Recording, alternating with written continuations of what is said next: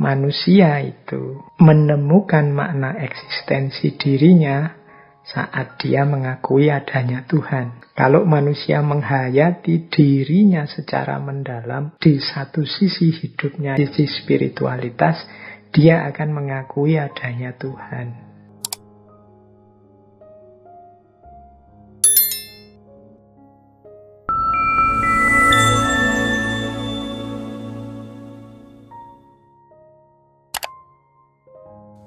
Assalamualaikum warahmatullahi wabarakatuh. Bismillahirrahmanirrahim. Kata Birjaev, every single human soul has more meaning and value than the whole of history. Jadi setiap jiwa manusia itu punya makna yang lebih, punya nilai yang lebih dibandingkan keseluruhan sejarah. Kitalah pencipta sejarah, kitalah yang membentuk sejarah. Maka jangan mau dibelenggu oleh sejarah masa lalu. Ketika kita terbelenggu berarti kita ditelan oleh sejarah dan kehilangan kedirian kita, kehilangan kebebasan dan kreativitas kita. Sejarah jangan jadi halangan untuk maju. Sejarah itu pelajaran untuk kita bisa membangun lagi sejarah baru yang lebih berkualitas menurut kita, sesuai aspirasi dan keinginan kita. Nah, lebih jauh nanti ketika membahas sejarah, Birjaev ini punya pandangan yang unik dengan kemajuan dalam sejarah.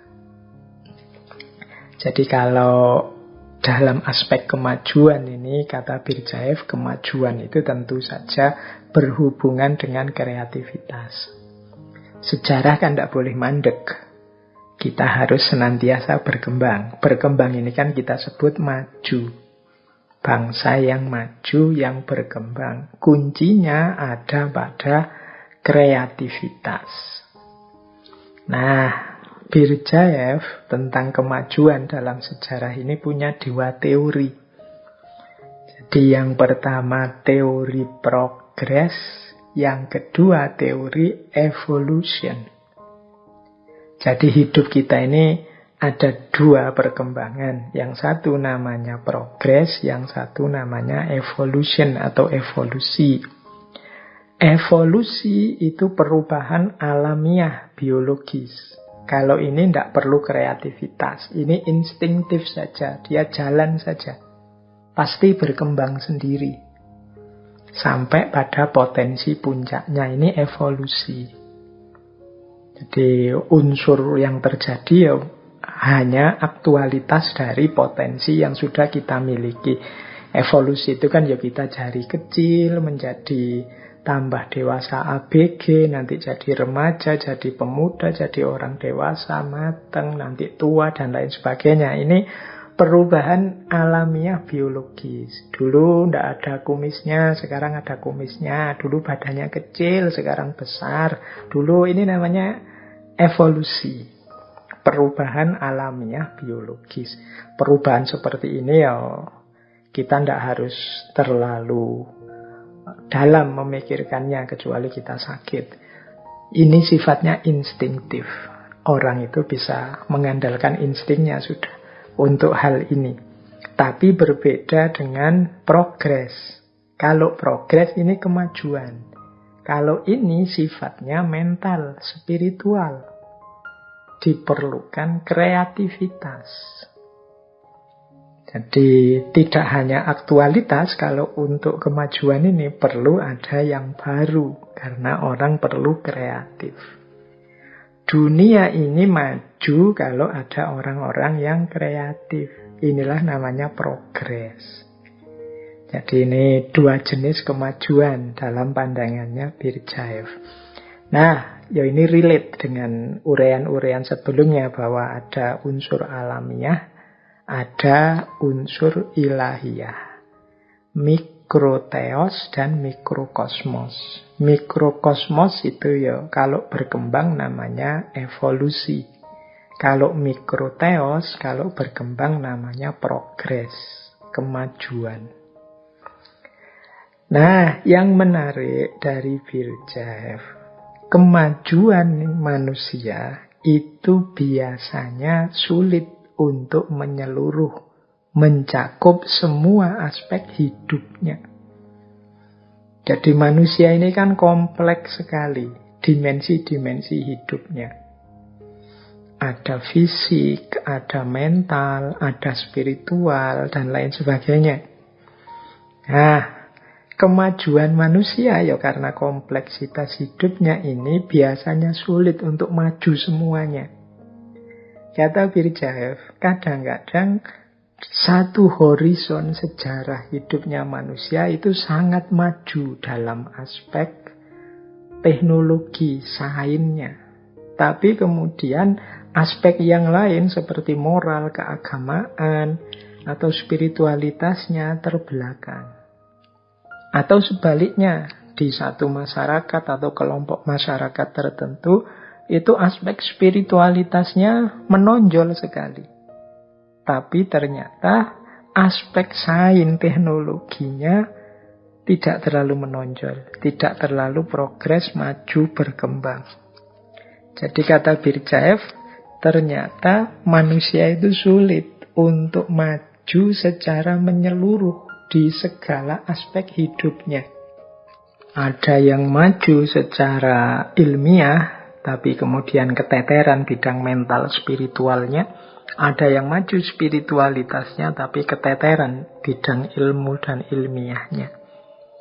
Nah, ini teman-teman boleh skeptis atau curiga dengan pandangan ini. Ayo dikaji, apa iya memang begitu?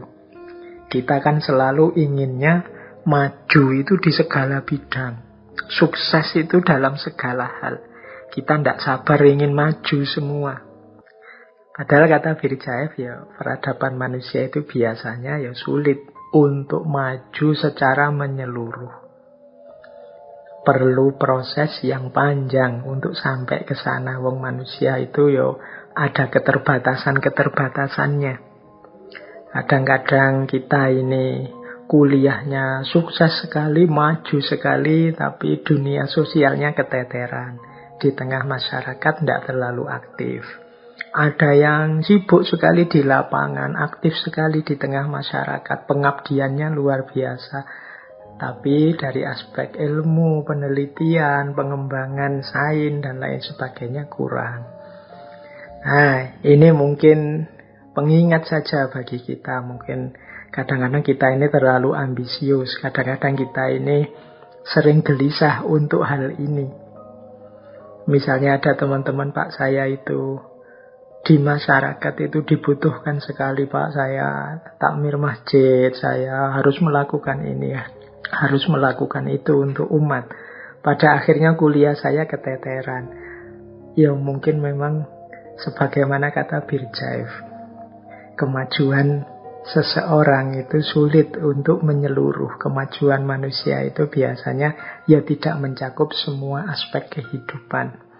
Manusia punya keterbatasan-keterbatasannya sendiri. Nah, untuk hal ini mungkin perlu perenungan kita untuk hidup kita masing-masing. Oke, baik. Kita lanjutkan, teman-teman. Jadi kita sudah membahas 4 keterbatasan-keterbatasan dalam hidup manusia yang mungkin menghalangi kebebasan dan kreativitas kita, tetapi bukan harga mati. Kita justru ditantang dengan kebebasan dan kreativitas kita. Mampu atau tidak kita keluar dari jeratan-jeratan keterbatasan tadi. Baik oleh alam, masyarakat, peradaban, maupun sejarah. Oke, kita lanjutkan. Tadi di awal sempat saya jelaskan bahwa yang paling menonjol dari seorang Virjaev ini adalah kritik-kritiknya terhadap hidup manusia hari ini yang membuat manusia-manusia hari ini itu kehilangan eksistensinya, kehilangan personanya, kediriannya. Yang pertama, dia mengkritik terjadinya objektivasi dan dehumanisasi manusia modern. Objektivasi itu maksudnya manusia itu hari ini lebih sering diposisikan sebagai objek saja. Ya, sebagai objek berarti dia tidak dipertimbangkan sebagai pribadi yang punya pikiran sendiri, yang punya aspirasi dan keinginan sendiri. Jadi manusia hanya diperlakukan sebagai objek sehingga terjadi dehumanisasi. Dehumanisasi itu ya hancurnya, rusaknya, runtuhnya sisi kemanusiaan dalam hidup manusia. Karena manusia ketika terjadi objektivasi, dia tidak diperlakukan sebagai manusia, tapi diperlakukan sebagai objek, sebagai sesuatu.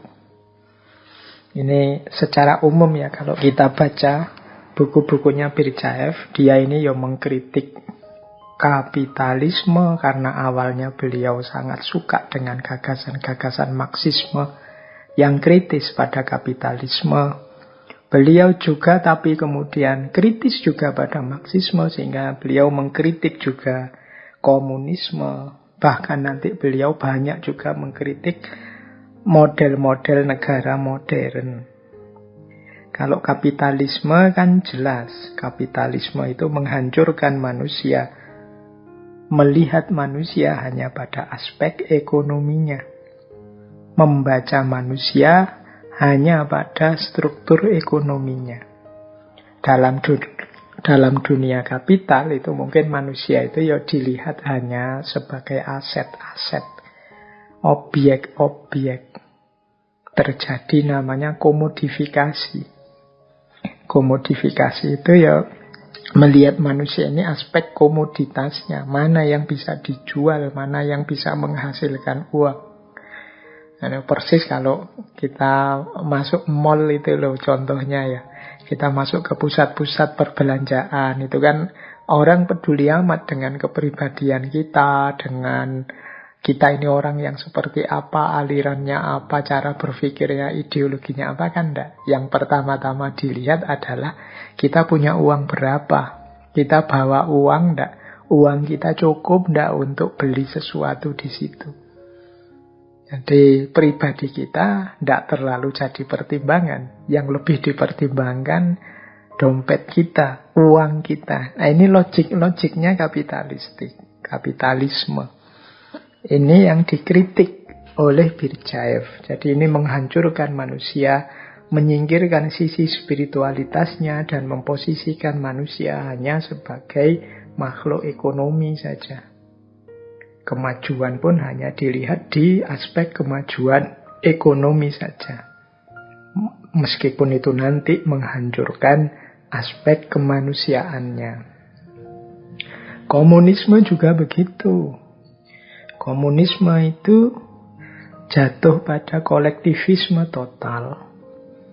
Kemudian mengingkari kebebasan pribadi. Manusia dilihat hanya pada sisi kolektifnya, kebersamaannya dengan manusia yang lain. Diri pribadi, aspirasinya sendiri sebagai pribadi tidak terlalu didengarkan.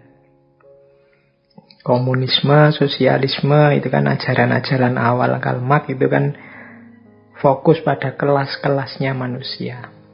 Seolah-olah kalau sudah masuk kelas ini, itu ya pikirannya pasti begini atau harus begini. Kalau sudah masuk kelas itu pasti begitu, harus begitu. Kalau sudah borjuis, harus begitu pikirannya, pasti dia begitu. Kalau proletar dan lain sebagainya. Ini namanya melihat manusia di aspek kolektifnya saja. Mengabaikan jati diri, pandangan-pandangan pribadi. Nah, Terhadap negara juga begitu. Kata Birjaev, negara apalagi. Negara itu memperlakukan manusia secara anonim. Jadi pokoknya ya dianggap warga negara begitu saja. Dianggap rakyat begitu saja. Tidak dianggap setiap orang sebagai pribadi yang unik, yang eksis dan bebas. Kata Birjaev, negara itu menyatakan dirinya berdaulat dengan cara mengurangi atau merampas kedaulatan pribadi. Banyak hak-hak kita yang harus kita berikan pada negara. Ini kata Birjaev ya. Jadi kita sendiri, suara kita sendiri yang tidak terlalu dipedulikan atas nama kedaulatan. Jadi kita dianggap anonim. Siapa kita, kemudian kita punya aspirasi apa, punya usul, punya pandangan apa, itu tidak terlalu dilihat. Itu dalam negara yang modern, tentu saja negara khususnya yang dibaca oleh Birjaev. Nah, jadi ini dia mengkritik ya kapitalisme ya dikritik, komunisme ya dikritik, negara yang modern yang dikritik. Secara umum kritiknya kenapa? Memposisikan manusia hanya jadi objek kepentingannya masing-masing. Tidak peduli sisi person atau kepribadian setiap orang. Tidak peduli setiap orang itu subjek yang punya cara berpikir, keinginan sendiri-sendiri. Sehingga terjadilah namanya dehumanisasi. Dehumanisasi itu berarti ya manusia yang runtuh sisi kemanusiaannya. Jadi ini diantara kritiknya Birjaev. Termasuk nanti, ini menarik saya bilang tadi ya, Birjaev itu kadang ya mengkritik gagasannya sendiri kalau memang dirasa tidak pas. Ini bukan tidak konsisten, justru dia konsisten dengan paradigmanya sekaligus menyadarkan kita bahwa ya tidak selalu gagasan kita itu paling benar. Misalnya, dia juga meskipun sangat menomorsatukan kebebasan, kreativitas, kepribadian seseorang, dia mengkritik juga individualisme. Jadi dia tidak suka juga pada yang namanya individualisme. Individualis itu orang yang menganggap dirinya sendiri selalu benar dan mengabaikan kebebasan orang lain. Dia menganggap dirinya sendiri sebagai ukuran kebenaran segala sesuatu. Ini dia juga mengkritik, ini yang sering kita sebut anarkis. Yo, kita itu bebas, kreatif, tapi yo kita harus peduli bahwa jangan sampai kebebasan dan kreativitas kita itu nabrak kebebasan dan kreativitas orang lain. Kalau kita menganggap kita satu-satunya yang benar, kemudian segalanya kita ukur dari diri kita, itu kan ini kan yang disebut individualisme. Ini juga bukan perilaku yang benar, kata Birjaev. Jadi kita tetap harus menghargai kebebasan orang lain dengan perspektifnya sendiri, dengan ukurannya sendiri. Jadi personalisme bukan individualisme yang mementingkan diri sendiri atau menganggap dirinya sendiri pasti benar. Demikian juga dia pasti juga bukan kolektivisme, karena dalam kolektivisme ya orang kehilangan jati dirinya, kehilangan personnya. Kalau ini ya sama dengan gagasan sebelumnya. Jadi individu penting, masyarakat juga penting.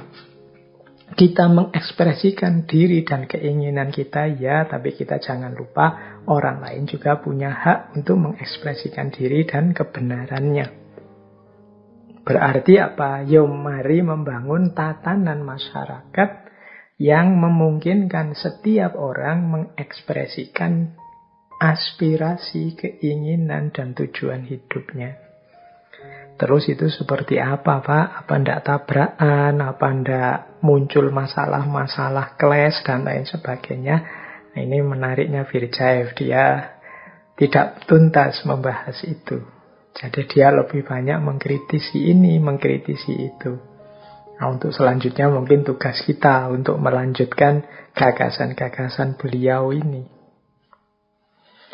Nah, baik, ini waktunya mungkin kurang 20-an menit ya.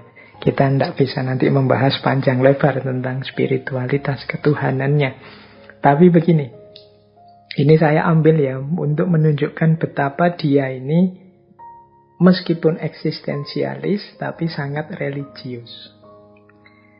Ini beberapa quotes yang saya ambil dari buku-buku beliau. Misalnya begini, God is mystery, a mystery toward which man transcend and with which he enters into communion. Tuhan adalah misteri. Satu misteri yang menjadi tujuan transendensi manusia. Dan dengan yang misteri itulah manusia menjalin hubungan. Nah, ini menarik ya pandangannya tentang Tuhan. Jadi dia mengakui Tuhan itu misteri. Jadi tidak terungkap sepenuhnya apa dan siapanya Tuhan. Itu kan namanya misteri. Tapi justru dalam misterinya Tuhan itu manusia menjadikannya tujuan transendensi dan menjalin hubungan dengannya. Jadi kan ada filosof eksistensialis yang lain, ya karena Tuhan itu susah dipahami atau tidak mungkin dipahami, ya ditinggal saja. Tapi justru kalau versinya Birjaev, ya karena Tuhan itu misteri, manusia jadi tertarik untuk menjalin hubungan dengannya, bahkan melakukan transendensi, satu perjalanan menuju dia. Menurut Birjaev ya justru ini lebih manusiawi. Orang itu kan kalau berhadapan dengan sesuatu yang misteri, itu kan lebih tertarik, lebih penasaran untuk tahu, untuk dekat. Kalau Tuhan itu tidak misterius misalnya, sudah jelas apa-apanya sampai detail misalnya, jangan-jangan nanti manusia itu bikin tiruannya, melakukan membuat-buat sesuatu yang mirip-mirip dengan Tuhan, sehingga akhirnya ada Tuhan, tidak apa-apa, pakai ini saja selesai, misalnya begitu. Justru menariknya Tuhan itu karena dia misteri. Banyak hal yang kita tidak tahu, sehingga kita ingin menjalin hubungan, ingin dekat dengannya. Nah, ini gayanya Birjaev ya, mungkin bisa dipertimbangkan, ternyata ada cara berpikir seperti ini. Meskipun begitu, kata beliau, I am a believing free thinker. My thought is deeply rooted in an initial act of faith. Aku ini seorang pemikir bebas, tapi beriman. Pikiranku berakar sangat dalam pada tindakan beriman. Jadi, pemikir bebas, oke, tidak apa-apa. Tapi aku tidak sekedar pemikir bebas. Kata Birjaev, aku ini a believing free thinker. Pemikir bebas tapi beriman.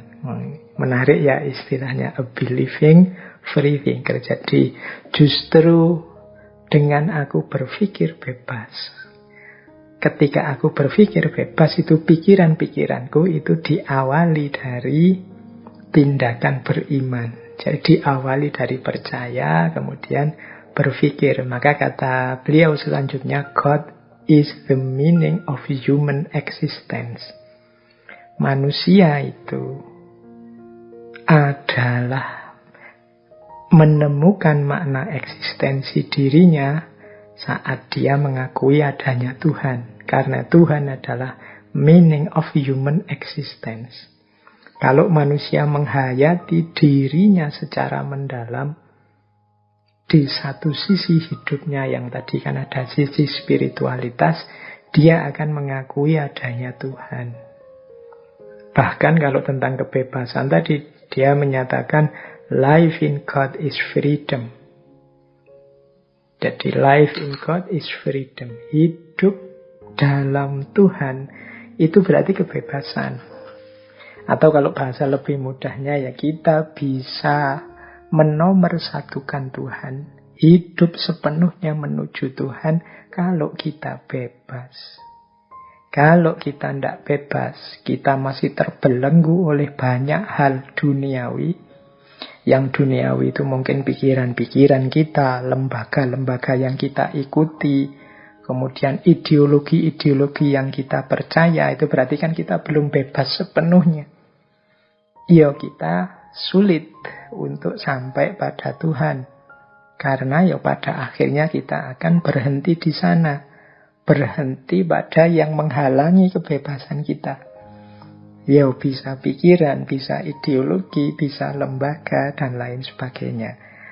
Maka kata Berdyaev, life in God is freedom. Hidup dalam Tuhan, hidup yang beriman itu berarti bebas. Iman kok tidak bebas, ya kemungkinan kita terjebak pada otoritas-otoritas yang bukan Tuhan. Makanya tadi dalam sejarah hidup beliau kan sempat dihukum, diasingkan, dipenjara di Siberia karena mengkritik ortodoksi agama. Nah, jadi ini beberapa mungkin kalau ada waktu kita perdalam bagaimana konsep Tuhan menurut seorang eksistensialis. Karena waktu kita terbatas. Baik, untuk menutup sesi kita malam hari ini, saya ada beberapa quote dari Berdyaev. Ini mungkin menarik. Ini melanjutkan tadi pembahasan-pembahasan. Yang pertama ini quote tentang kebebasan. Ini kritik untuk kita semua. Kata Berdyaev begini, dalam kenyataannya, kebebasan itu aristokratik, bukan demokratis. Dengan sedih kita harus mengakui fakta bahwa kebebasan hanya disukai oleh orang-orang yang berpikir kreatif. Kebebasan ini tidak terlalu diinginkan oleh mereka yang tidak menghargai pemikiran.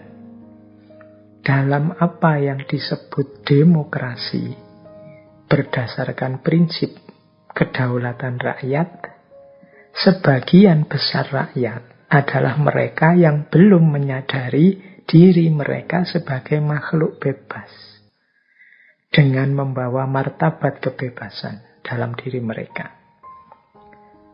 Jadi yang pertama ini beliau mengeluh. Kebebasan yang luar biasa tadi sebagai dasar jati diri manusia, itu ternyata sifatnya aristokratik. Aristokratik itu hanya disadari kalangan elit tertentu. Ya mungkin kalangan elit intelektual. Tidak semua orang sadar tentang kebebasan ini. Maka dia tidak demokratis. Tidak semua orang sadar. Hanya orang-orang tertentu, orang-orang elit. Makanya dia menyebutnya aristokratik. Aristokratik yang gimana sih? Orang-orang yang mau berpikir. Yang tidak mau berpikir biasanya sulit untuk menerima gagasan kebebasan ini. Karena dia terbiasa bersandar pada otoritas. Bersandar pada kekuasaan yang dia percaya. Mereka ini tidak selalu menghargai pemikiran. Bahkan dalam sistem yang kita kenal sebagai demokrasi. Demokrasi itu kan suara semua orang dihargai. Loh, suara semua orang dihargai ini, kalau ternyata rakyat atau sebagian besar orang tidak sadar bahwa mereka ini bebas, demokrasi itu tidak terlalu manfaat. Kenapa? Ya nanti sebagian besar orang, meskipun dia punya hak bersuara, dia akan lebih milih ikut saja. Entah ikut orang tertentu, kelompok tertentu, partai tertentu. Jadi, kenapa bisa begitu? Ya karena orang tidak sadar tentang kebebasannya, tentang martabat kebebasan yang ada dalam dirinya. Itu kan sering saya ilustrasikan, kan kadang-kadang orang itu kalau tidak punya kesadaran kebebasan ini, dibebaskan sekalipun dia tanya. Kadang-kadang ada panitia yang undang saya untuk ngisi-ngisi kajian itu. Terus mereka tanya, Pak Faiz, enaknya temanya apa ya Pak? Terus saya jawab, yo bebas saja lah Mas, monggo tema yang diinginkan apa.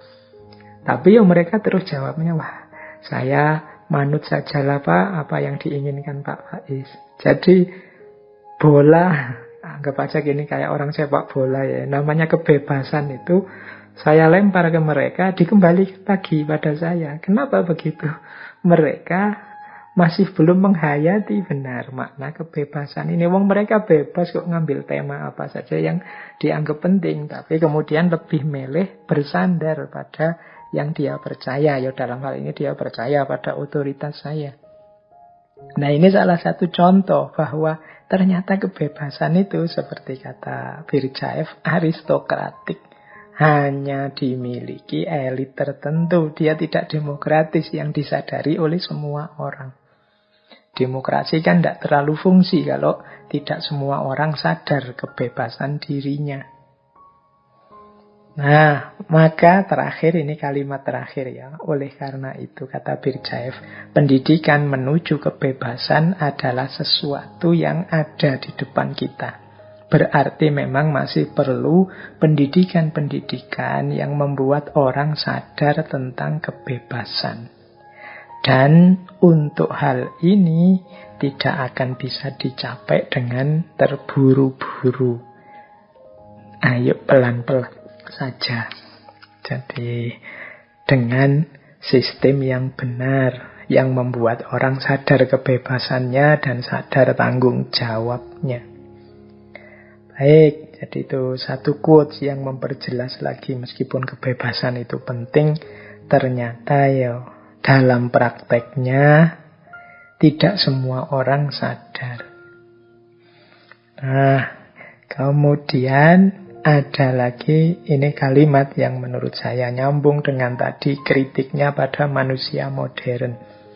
Kata beliau, modern man in pursuit of his aim to dominate the world has become its slave. Manusia modern dalam usahanya untuk menaklukkan dunia telah menjadi budaknya dunia. Saking semangatnya ingin menang, ingin unggul, ingin menaklukkan dunia, sering kemudian manusia modern itu justru jadi budaknya dunia. Saking inginnya kita kaya, sering kita jadi perbudak oleh kekayaan kita sendiri. Kita seperti kerja rodi, seperti Romusa, yang memperbudak apa? Keinginan kita untuk memperoleh dunia. Jadi dalam usaha untuk memperoleh dunia, kita sering jadi budaknya dunia. Budak itu berarti dia tidak punya aspirasi, tidak punya keinginan, tidak boleh bersuara. Dia harus ikut saja pada yang memperbudaknya. Ini peringatan untuk kita ya. Tadi sudah dibilang manusia modern itu sering objektivasi dan melahirkan dehumanisasi. Mengapa begitu? Ya karena sering diperbudak oleh dirinya sendiri dalam upaya mengejar dunia, sehingga dirinya sendiri, manusia-manusia yang otentik, kehilangan otentisitasnya karena diperbudak. Nah, ada lagi satu quote yang saya bawa, yang menurut saya menarik kalau ini bisa direnungin oleh teman-teman. The question of bread for myself is a material question. But the question of bread for my neighbor is a spiritual question.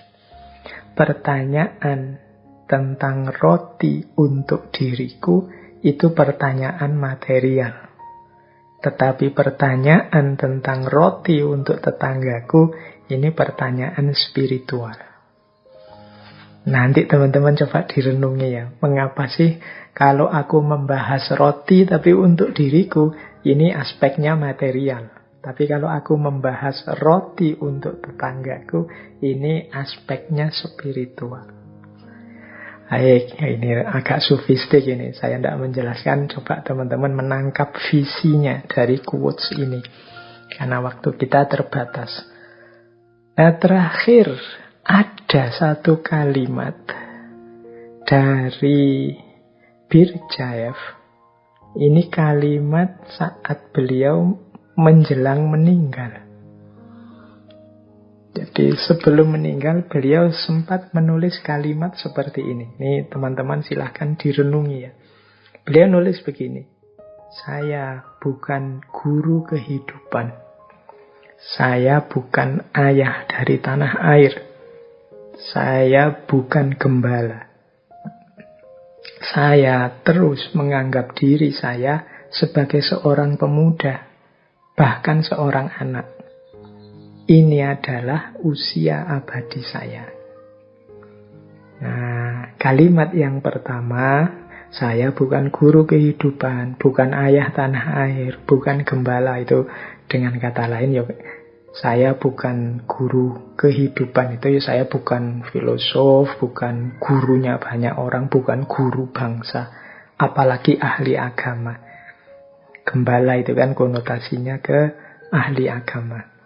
Jadi kenapa? Ya karena guru kehidupan, ahli agama, guru bangsa. Ini kan orang-orang yang dipandang paripurna. Orang-orang yang dianggap sudah tuntas ilmunya, sudah tuntas pengabdiannya. Tapi, kata Berdyaev, saya terus menganggap diri saya seorang pemuda, bahkan seorang anak.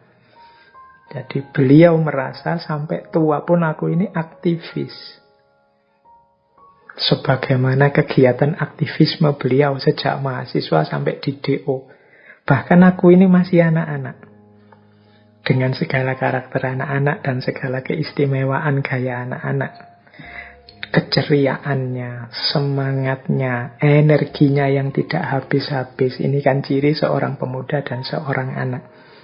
Padahal ini beliau sudah tua menjelang meninggal. Tapi beliau merasa aku ini masih muda, bahkan masih kanak-kanak.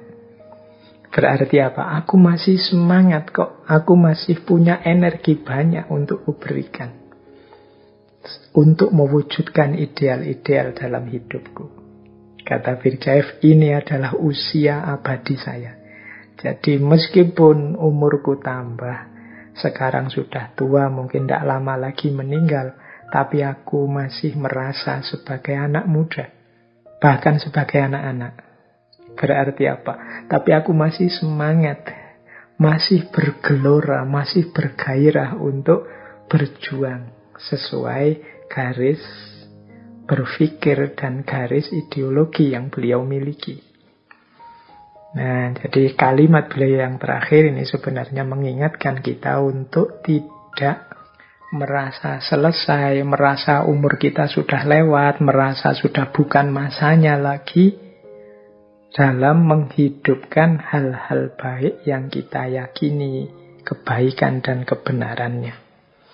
Jadi kalau urusan menegakkan yang benar, yang baik, yang saya yakini, aku tetap seorang pemuda.